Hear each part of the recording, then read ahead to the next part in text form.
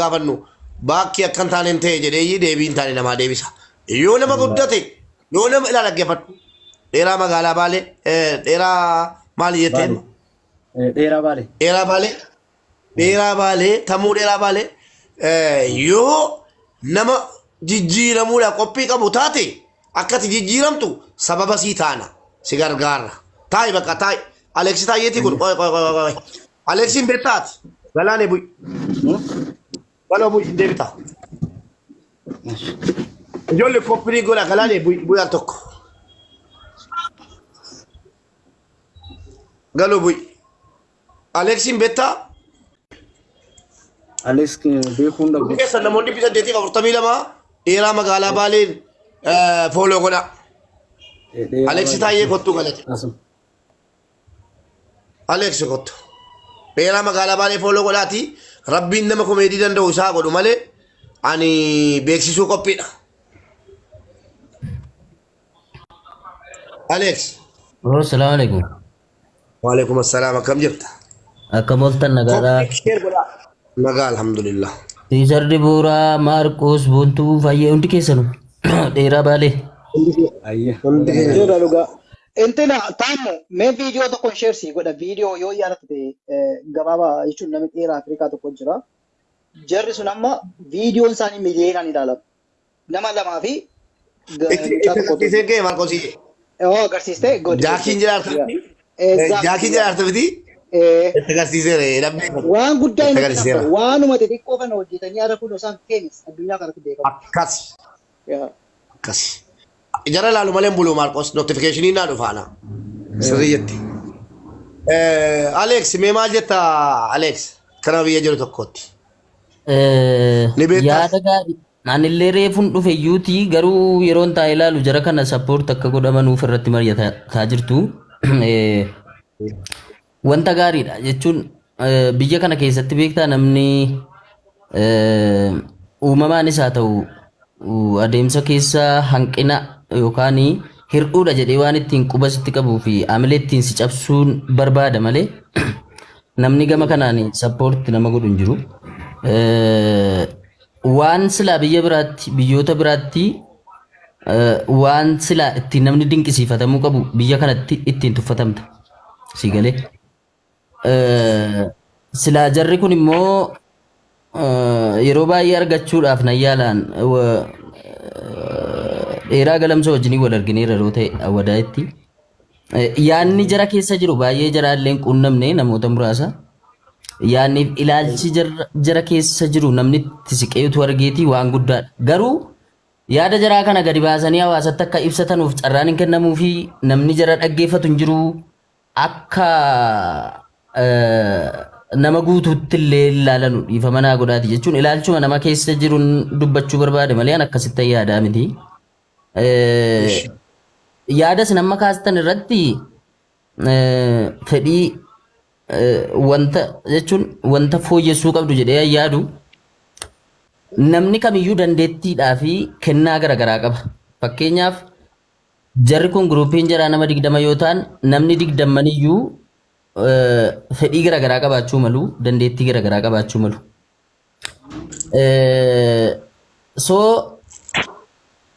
Nama isin deeggaruu barbaada yaadaan pilaanii isinii baasuudhaan jechuudha. Nama akkamii nama ogummaa qabu namoota kanatti siqee qo'atee yaada jaraa ilaalee dandeettii jarri qaban adda baasee walitti immoo akka gurmuu tokkootti immoo jara kana wanti waliin adeemsisuu danda'u maalidha jedhamee hojiin qabatamaa yoo lafatti irratti hojjetamuu baate wanti isin hojjettan kuni galata malee utuu mul'atiin hafaa jechuudha. Karaadhumatti hafa jechuun namni yaada walii galuu baannaan guruupii tokko keessa kan jiru yaanni jara hojiis haa ta'u yaanni jara walii galchu hin jiru taanaan adda facaa jechuudha. Gaafa adda faca'u immoo waan qabu adda fudhatee adda faca'a. Kanaafiyyuu galata malee hafaa jechuudha. So jarri kuni jalqaba waliin mari'atanii itti aansee immoo hojii akkamii yoo hojjetan nama of danda'anii jiraachuu danda'u, of jijjiiruu danda'u. Isa jedhu irratti mari'atamee wanti tokko lafa irratti hojjetameef gaariidha. Hangasitti garuu deeggarsa kanaa fi namoota wal astababbaruun akka namoota walitti qabuun akka tumsanii fi yaada qooduufiin jara kanas immoo miidiyaattas fidanii beeksisuun itti hafuuf biyya keessatti illee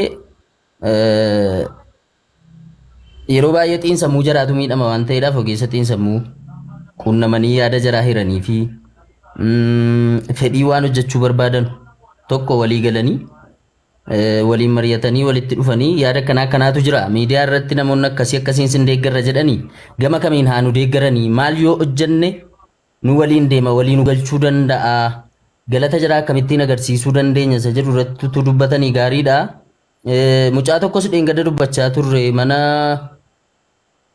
mucaa tokkotti mana awwaluu butulaatti intala ishee naqamtee tokko beektu laata jigaayyoo isheenis akkuma kana isheen immoo maalidha an gaafa sittan hime koomedii hojjechuun tiiktookii irra ooluun ammaa fi ati geemii illee taphattee galii argachaa hin jirtu asirratti jireenya kee wanti jijjiiru argamuu hin danda'u kanaafiyyuu waan nyaattu waan uffattu bakka jiraattu tuun qabaatinii miidiyaa irratti waayifaayi naa bitaan jedhinii ijoollee akkanaa illee barbaade warra dheeraa galamsoo sanallee itti waamne achitti affeerre jara wajjiniin walitti kottaatii hojii tokko hojjedhaa hojii walii isinii galchuu waan isin jijjiiruu jennee achitti dubbachaa turre amma immoo gaafa asitti argu baay'ee natti tole anaanii jarris immoo xiiqii qabaachuu qabu erga namni amma nanaa yaadeeti nuti immoo maal gochuu qabna isa jedhu ammoo marraaf qopheessuu danda'uu qaba malee qarshiin yoo qabaa ittiin beekin inni isa hojjetu harkayyuu ta'an jirtu so itti qophooftaniitu akka imaanaattis ittiin jijjiiramuudhaaf qopheessaa mubaarak immoo waan jedhen godha garee amma jiran wajjiniini jabaadhaa yaada gaariidha nutis wanta isin deeggaru yoo jiraate as biyya keessaa isin deeggarraachuu barbaadeetan galatoomaa. Baay'ee kabajamtootaa fi jaallatamtoota daawwattoota keenyaa keessummoota asitti affeerranne qabna sagantaa keessummaa keenyaa xumurreeyyii gara dheeraa baaleetti immoo as deebina gidduudhaan gara isaatti gorree namni situu jalaan deemne mootii olaanaa yoo jiraatte olgalii akkasuma saadiqe yoo jiraatte olgalii marii yoo immoo jarri hin jiraannes marii keenya gagabaabsine jechuun dirqamaanis qaatanii geemarraa fagaadhee manni kiyya taaptaabii godhamuu qabaa. Gara geemaatti sachi deemuun kun fadha waan ta'eef boris sagantaadha. Yoo galiin uummata kanaan galle baariyaaliin ol hin ka'u. Galiin immoo gallaan baariyaaliin ol ka'a waan akkanaati. Kanaaf obboleessa keenya wanta isin jedhu jabaadhuudha. Jabaadhaa wal jabeessaa. Dheeraa magaalaa galamsoo sanaanis wal qunnamsiistaa. Bakka amma fooloo siin ibseen jira. Asuma wal qunnamna bilbila kennaa ergi. Bilbila dheeraa magaalaa galamsoos. Bilbila si maal maqaan si dubartittii maal maqaan si Bizaayyoo beektaanii si hin beeku ammuma reefu walitti haasaa ture bilbila siin qabdaa na ergeedhaan ammuma irraa fuudhiitii mee ammaaf si sadantuu walitti finne bu'aa tokko maaliif amma intalli hojjetti beeksisa waan argeeraan waa hedduu siidhaa hojjetu jabduudha nama dhabde akkaataa dhabde malee faayinaansii diinagdee waan tokko tiisuchootu dhabde malee jabduudha. Atis mucaan galamsoo sunis baay'ee diraamaa hojjeta nama jabaadhanis atis akka jara yoo taate waliin taatanii dhugaan sitti himaa waan guddaa bakka guddaa yuutuubii guddaa beekamtii guddaa akkasiin horattanu abdiin qabannu nama waliin beeksisuudha. Isin immoo tattaafachuudha wanni isin irraa eegamu tattaafachuu. Anaaf dheeraan magaalaa galamsoo addaan hin baanu gizee mara. Sirriitti na jajjabeessa. Suudii dheeraati wal beektaa? Suudii dheeraa ammuma asumarratti yaada isaa kaasuun barbaada. Gizee wayii takka dawwalee fi ture Instagraamaan dawwalee ture na jalaa kaasuu didee footoo kiyyallee itti ergeetu obboleessa kiyya na dubbisii jedheeni bakka sababa saniitiin na dubbisuu didee jechuun amma sababa saniitiin adaamarraa ka'ee finfinneen taa'aa jira. Isa bakka inni jiru jamuu fi maalii kana suutoo jedhee namaan birra na keessaa jira jira.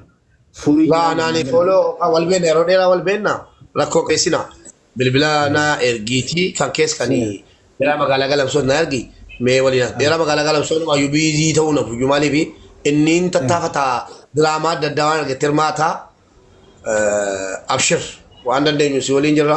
Harmee kee maaliin argachuu danda'a bilbila qabu harmee kee. Bilbila ni qabane. Kanaadha keeti jira bilbilli. Ni jira. Bilbila haadha keeti jira.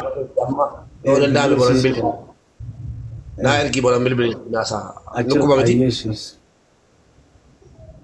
An gaafadha. Kana alhamdulillah rabbil alamin sababa saniitiin nu jajjabees nu jajjirra nuuf jajjabaadha jedhanii hamilee nutti godhuu qaban. Kanaafuu kan jedhu jira nama ati abaarsan dhalatee nama jedhu ani hin waan akkasii sana hin dhago waan fi dheeraan garamsu itti kufallee bira dabarra maaliif dheeraa magaalaa garamsuutu na jajjabeessa. Isa namni nama na godhe wallahi duraan ni sodaa Jabaadha gurbaasuun hin beeka. Jabaadha rabbi urmii nu dheeressa wallahi nama jabaa addaate wallahi isa mana keessaa na baasa. Adaamaa keessatti osoma inni na barbaadutu miidhaan baajaaji irraa bu'ee mana keessatti namni natti fidee na qabee gara jaafooyi akkasitti natti deebi'ee sodaa sana keessaa balleesse. Wallahi rabbi urmii nu dheeressa isa namni akkasii na jajjabeessa. Abshir. Sanii amma Namni tokko waan haasa'u hin beeku obboleessu. Sheekaanis ilma namaa jalaan baanu. Yoo ati dheeraa taates, yoo ati gabaabaa taates, yoo ati diimaa taates, yoo ati gurraachoftes ilmi namaa waan jedhu akka namni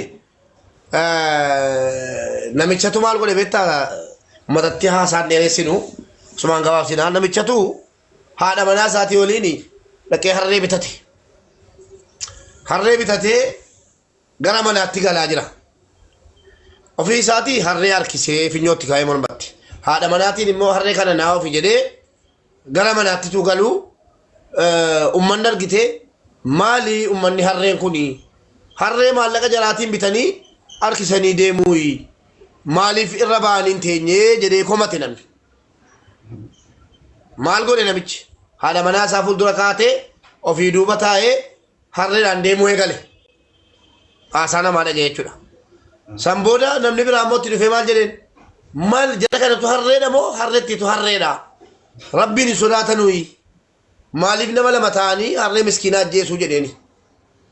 Ahaa ummanni kun dhugaanuun jedhe jedhanii jaarsi gadi bu'ee jaartii irra kaa'ee harkisuu eegale. Dhageesse seenaa sana beektaati. Ammuma dhaga'ee. Ayyee argatti hin dhageenye namni miidiyaa kun danuu dhaga'eera ati gaatarii yookiin hin dhageenye ta'a. San booda haadha manaa isaa harkisuu eegale. Namni itti dhufe maal kunii jaarsa jazbaa. Dubartii harree irra kaa'ee harkisaa ofii isaatii lafa deemaa jedhaniin. Alan immoo isii buusee ofii irra taa'ee na harkisi jedheen. Harkistee deemte.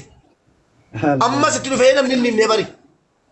Maal namichi duudaan kun jedhan lammoo. Ofii harree irra taa'ee jaartii miilaan deemsisa jedhaniin. Bari akka hundattuu namni si komata. Alana maal godhe? Ofii isaatii bu'ee isiis buusee harreetti ol fuudhanii baatan. Dhageesse? Komii namaarraa ba'uurra jedhanii ol fuudhanii baatan. Ammas namni hin himne. Maal kun jalatu harreedha malee harreettiin harree miti. Akkamitti harree wadala baatanii ofii miilaan deemu jedhe. Alana harreetti gatanii harree gachiisanii uummanni badda. Harree gatanii nagaan deemnaan namni waa haasa'uu dhiise. Maaliif boo jedhee harkaanidha harree binne harree waliin taana jedhanii boqotan. Kanaaf ilmi namaa waan namaan jedhu hin nabuu siin jechuufan jedhe. Kun fakkeenya guddaa sii ta'a jedhee yaada. Namaafuu kana hin ishee. Kanaaf abshir isin waliin jirra si waliin jirra.